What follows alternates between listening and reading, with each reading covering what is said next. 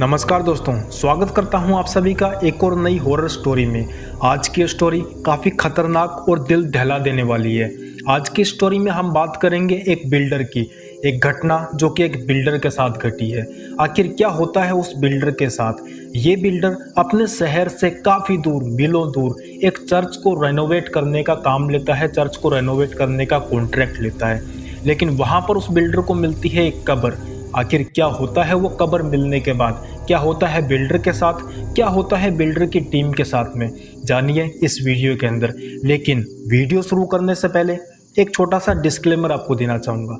अगर आप दिल के कच्चे हैं, अगर आप डर सहन करना नहीं जानते हैं, तो मेरी मानिए ये वीडियो यहीं पर बंद करके रजाई ओढ़ के सो जाइए। अगर आपका दिल फौलादी है, डरना आपको पसंद है, आप डरना चाहते हैं, तो चलो डर का सामना करते हैं। कहानी की शुरुआत होती है सुबह सुबह। शिवराज के घर की डोरबेल बजती है।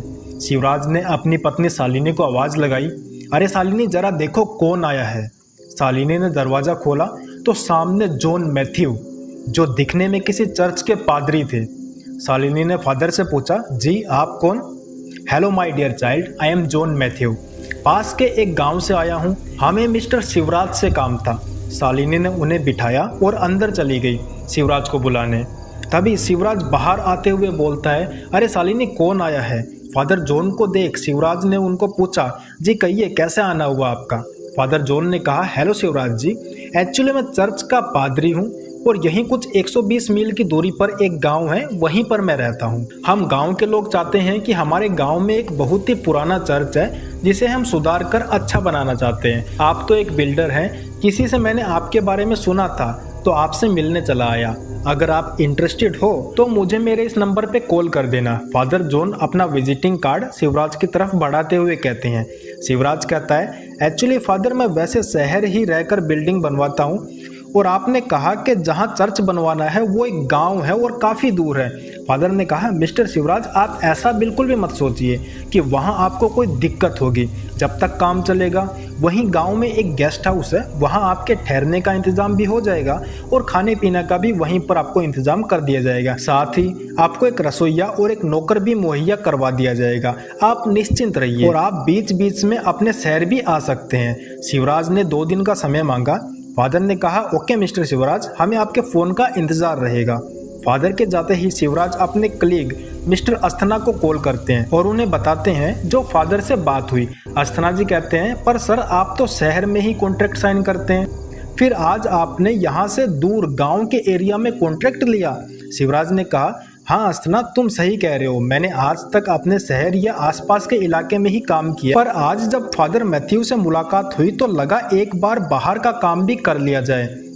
तुम एक काम करो, लिली को अभी ऑफिस में बुला लो, मैं बस ऑफिस के लिए निकलता हूँ और कल हमें फादर से बात करके उनके गांव भी जाना होगा, बाकी बात मैं ऑफिस में आकर समझाता हूँ। इतना कहकर शिवराज जी अपनी गाड़ी से सवार होकर निकल पड़े। इधर फादर गांव पहुंचकर मीटिंग में सभी गांव वालों से बात कर रहे थे कि शिवराज जी हमें फ़ोन करने का वादा किया है और शायद कल ही वो यहाँ आने वाले हैं। इतने में फादर का फ़ोन बजने लगा। फ़ोन शिवराज जी का ही था।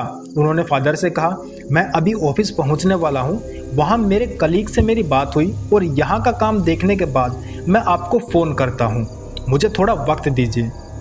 फादर ने कहा, जैसा आप ठीक समझें, हम आपके जवाब का इंतज़ार करेंगे। शिवराज जी ऑफिस पहुंचकर अपने कैबिन में जाते हैं।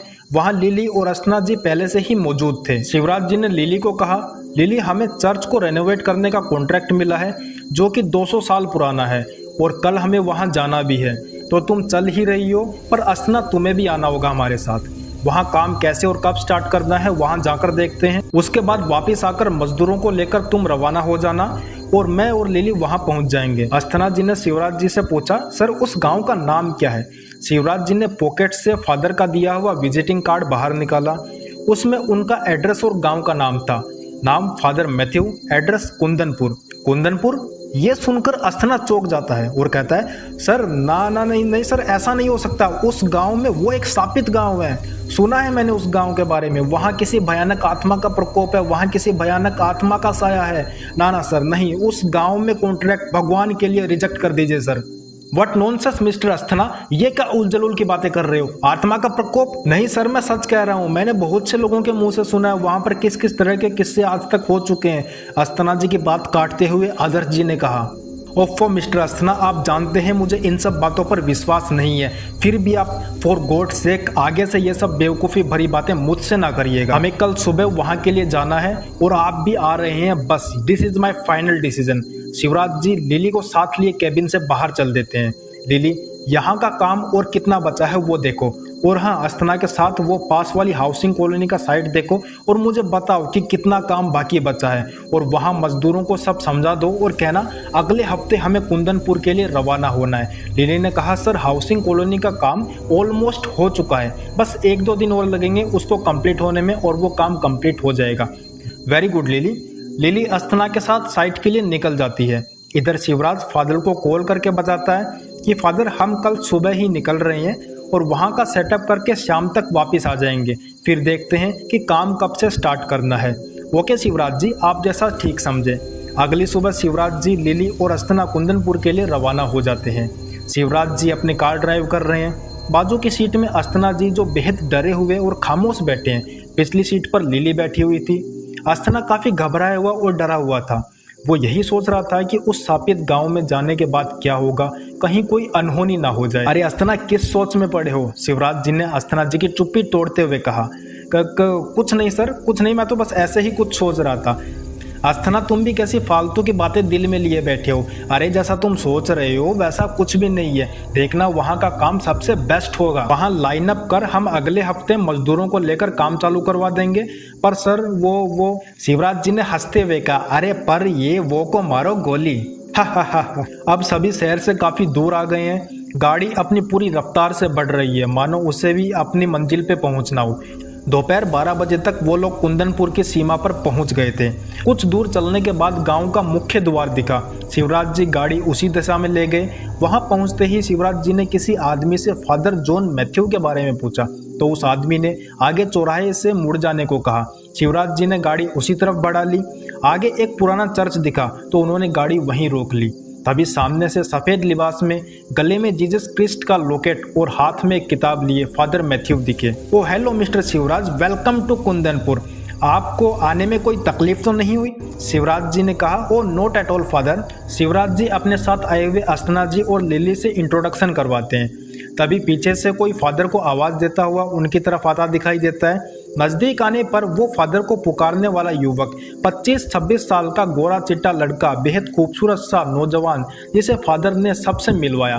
Father, meet my boy Anthony, ये बचपन से हमारे साथ रहता है। इसके मम्मी पापा एक एक्सीडेंट में चल बसे, तब से हमने इसको पाल पोस के बड़ा किया है। शिवराज जी ने उस युवक से हैंडशेक किया। लिली ने भी उसे हाय कहा। लिली और एंथनी की नज़रें एक दूसरे से बार बार टकरा रही थी। तभी फादर सभी को गेस्ट हाउस में लेकर गए। चाय नाश्ता कर शिवराज जी चर्च देखने के लिए चल दिए, पर अस्थना जी बहाना देकर वहीं रुक गए। फादर के साथ शिवराज जी और लिली भी थे। तभी पीछे एंथनी भी आ गया। सभी साथ थे। एंथनी चोर नज़रों से लिली को ही देखे जा रहा था। चर्च को देखने के बाद शिवराज जी ने कहा, ओके फाइन फादर, यहाँ का काम तो हो जाएगा, अगले हफ्ते हम फिर आते हैं, इसके बाद काम चालू करते हैं। तभी शिवराज जी का फ़ोन बजता है और फ़ोन करने वाला कोई और नहीं बल्कि अस्थना जी थे। सर कहाँ हूँ आप? कितना टाइम लगेगा? जल्दी चलिए। शिवराज जी उससे बात करते हुए थोड़ा आगे आ जाते हैं। यहाँ लिली और एंथनी साथ में ही थे। एंथनी और लिली की नज़रें एक बार फिर मिली और लिली ने हल्की सी मुस्कान देकर नीचे नज़रें झुका ली। उसका शर्माता हुआ चेहरा देखकर एंथनी ने पूछा, मिस लिली क्या हुआ, आप ऐसे मुस्कुरा क्यों रही हो? लिली ने कुछ नहीं में सिर हिलाया और बाहर की तरफ चल पड़ी। पीछे पीछे एंथनी भी आ गया। बाहर आते ही शिवराज जी अभी भी अस्थना को समझाते हुए नजर आ रहे थे। अरे अस्थना, तुम बस फ़ोन रखो, हम बस आ ही गए। लिली और शिवराज भी गेस्ट हाउस में आकर फादर से बात किए। शिवराज जी, ओके फादर, अब इजाज़त दीजिए, हम अगले हफ्ते यहाँ आएंगे। Okay Shivraj ji, God bless you. Shivraj ji गाड़ी में अस्थना जी और लिली को बैठने के लिए कहते हैं और लिली पिछली सीट में बैठकर बाहर खड़े एंथनी को देखकर मुस्कुरा देती है। शिवराज जी फादर से बात कर रहे थे। तभी एंथनी मौका देखकर जहां लिली बैठी थी कार में, वहीं पर उसके पास आकर खड़ा हो जाता है और एक पर्ची दे देता है और एक हल्की सी मुस्कान दे थोड़ा दूर होकर खड़ा होकर लिली को देखने लगता है। शायद वही प्यार है जो एंथनी को लिली की तरफ आकर्षित कर रहा है। पर अनजान है इस बात से लिली उसके बारे में क्या सोचती है। लिली एंथनी का दिया पर्चा खोलकर देखती है तो उसमें उसका मोबाइल नंबर था। लिली फिर एक मुस्कान देकर उसी नंबर पर एसएमएस करती है और एसएमएस में लिखा था this is my number lily. Anthony भी खुश हो जाता है। शिवराज जी गाड़ी चला देते हैं। पीछे लिली पलट पलट के बार बार एंथनी को ही देखे जा रही थी और एंथनी लिली को। दोनों एक दूसरे को तब तक देखते गए जब तक वो एक दूसरे की आंखों से ओझल ना हो गए। घर पहुंचकर शिवराज जी ने अपनी वाइफ शालिनी को आवाज़ दी, शालिनी तुम कहाँ हो? इतने में शालिनी भी आ गई। अरे आ गए आप, इतना लेट कैसे हो गए? और उस कॉन्ट्रैक्ट का क्या हुआ? लगभग खुशी से उछलते हुए शिवराज जी ने शालिनी को गोद में उठाते हुए कहा, ओ माय डार्लिंग, मुझे वो कॉन्ट्रैक्ट मिल गया और अगले हफ्ते ही हम काम चालू कर देंगे। अरे वाह, ये तो बहुत खुशी की बात है, शालिनी ने कहा। अच्छा आप फ्रेश हो जाइए, मैं डिनर लगाती हूँ। रात के लगभग 11 बजे थे। अपने कमरे में शिवराज जी और शालिनी लेटे बातें कर रहे थे। काफ़ी खुश थे दोनों। तभी शिवराज जी शालिनी को गले लगा लेते हैं। शालिनी भी उनके इस काम में उनका पूरा सहयोग करती है। दोनों एक दूसरे के करीब थे। दोनों एक दूसरे में गुथे चले जाते हैं। शिवराज जी शालिनी को बाहों में कसकर पकड़ लेते हैं और किस की बौछार करने लगते हैं। एक दूसरों को वस्त्रों से आज़ाद कर दोनों काम क्रीड़ा में लिप्त हो जाते हैं। अगले दिन शालिनी और शिवराज जी नाश्ते के टेबल पर थे। तभी शिवराज जी के पास ऑफिस से अस्थना जी का कॉल आया। शिवराज जी ऑफिस के लिए निकलते हैं और अस्थना को बुलाते हैं और दोनों हाउसिंग कॉलोनी का जायजा लेने के लिए चले जाते हैं और मजदूरों को भी अगले हफ्ते कुंदनपुर जाने का बताते हैं। लिली अभी भी एंथनी के ख्यालों में है। कसम में है कि वो एंथनी को कॉल करे या ना करे। करे भी तो क्या बात करे। फ़ोन लेकर उसका नंबर डायल करती, फिर कट करके शर्मा जाती। अब उसे इंतज़ार है तो बस अगले हफ्ते का, इधर एंथनी को भी। दोस्तों ये एपिसोड यहीं पर ख़त्म होता है। नेक्स्ट एपिसोड में आप सभी देखेंगे कि कुंदनपुर में काम चालू होने को है।